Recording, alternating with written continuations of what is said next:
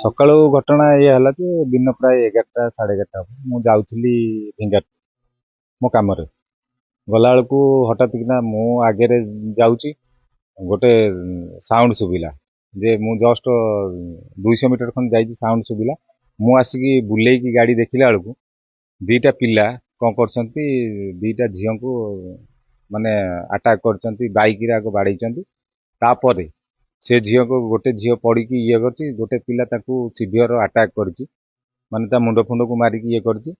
ତାପରେ ଦେଖିଲା ବେଳକୁ ସେ ଝିଅ, ମୁଁ ଏଠି ଝିଅକୁ ଦେଖି ଗୋଟେ ଝିଅକୁ ଆସିକି ସାଇଡ୍ କରିକି ରଖିଲା ବେଳକୁ ଗୋଟେ ପିଲା ହଠାତ୍ କିନା ସେ ଝିଅକୁ ପୁରା ଜୋର ଜବରଦସ୍ତ ମାନେ ଆଟେମ୍ପ କରିଛି, ମାନେ ରେପ୍ କରିବା ପାଇଁ ଚେଷ୍ଟା କରୁଛି କି ଭଲ ମନ୍ଦ କରୁଛି ସେଇଟା ହେଉଛି, କିନ୍ତୁ ଯାହାକୁ ଜବରଦସ୍ତ ରୋଡ଼ ଉପରେ କିସ୍ କରୁଛି। ମୁଁ ଯେତେବେଳେ ପଚାରିଲି ଇଏ କିଏ, ନା ଆମେ ଚିହ୍ନିନୁ ଜାଣିନୁ। ତାପରେ ସେ ଖସି ଯିବାକୁ ଚେଷ୍ଟା କରିଥିଲେ। ମୁଁ ତାଙ୍କ ବାଇକ୍ର ଚାବିଟା ରଖିଦେଲି। ରଖିଲା ପରେ ବାଇକ୍ ଯିଏ ଚଲାଉଥିଲା ସିଏ ରହିଲା।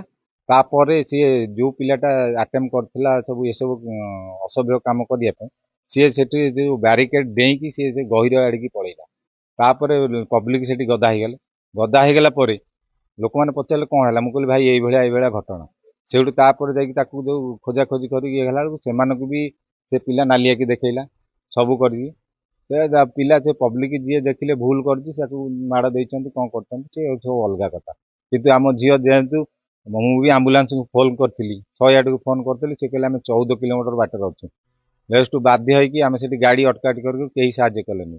ସେଇଠୁ ପର୍ସନାଲ ଗାଡ଼ି ଜଣକର ଥିଲେ, ଆମେ ଡାକିକି ତାକୁ ହାଇଟେକ୍ ବି ପଠେଇଥିଲୁ।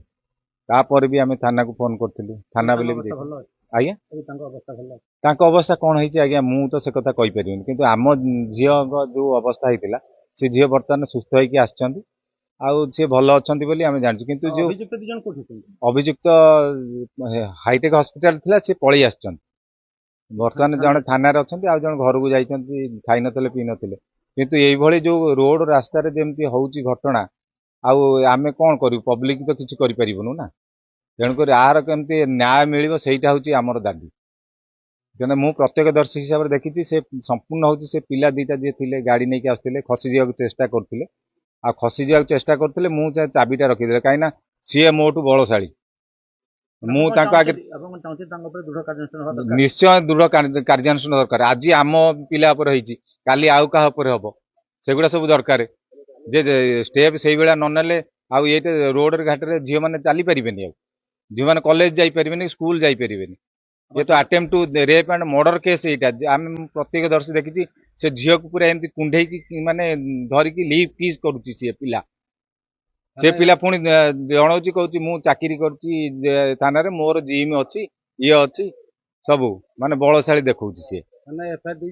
ଏଫଆଇଆର ହଁ କହିବା ପରେ ବି ଏଫଆଇଆର ଦେଇଛନ୍ତି ସେମାନେ। ଯାହା ଏଫଆଇଆର ଦେବେ, ସାର୍ ଯାହା ରିପୋର୍ଟ ଦେବେ, ସେଇଟା ହେଉଛି କଥା।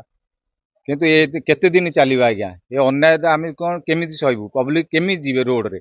ଝିଅମାନେ, ଆମ ଝିଅମାନେ ତ ରୋଡରେ ଯାଇପାରିବେନି। ଏମିତି ସେ କହୁଛନ୍ତି ମୋ ଘର ହେଉଛି ସେ ଆଇଲ୍ୟାଣ୍ଡ, ସେ ମୋ ଘର ହେଉଛି ସେ ଅଡ଼ଶପୁର ତଳେ ମୌଜପୁର, ଆଉ ମୋର ଏଇଆ ଅଛି ସେଇଆ ଅଛି, ଏମିତି ସେ ପିଲା କହିକି ସେଠି ଯାଇକି ମାନେ ଚମ୍ପଟ ମାରିକି ପଳେଇବାକୁ ଚେଷ୍ଟା କରୁଥିଲା। ଦାଦାଗିରି ବହୁତ ଦେଖେଇଛି। ପୋଲିସ ମାନେ ଆମେ ବି ଥାନା ଅଧିକାରୀକି ଫୋନ୍ କରିଥିଲୁ, ସେମାନେ ବି ଯାଇଥିଲେ ସେଠି ଦେଖିଥିଲେ, ତାର କୋଉ ଭଳିଆ ପ୍ରାଦୁର୍ଭାବ ସେଠି ହଉଥିଲା ସମସ୍ତେ ଜାଣିଛନ୍ତି। ତେଣୁକରି କେମିତି ନ୍ୟାୟ ମିଳିବ, କେମିତି ରୋଡ ଘାଟରେ ଆମ ଝିଅମାନେ ସୁରକ୍ଷିତରେ ଯିବେ, ସେଇଟା ହେଉଛି ଆମର ଦାବି ଆଜ୍ଞା, ଆଉ କିଛି ନାହିଁ।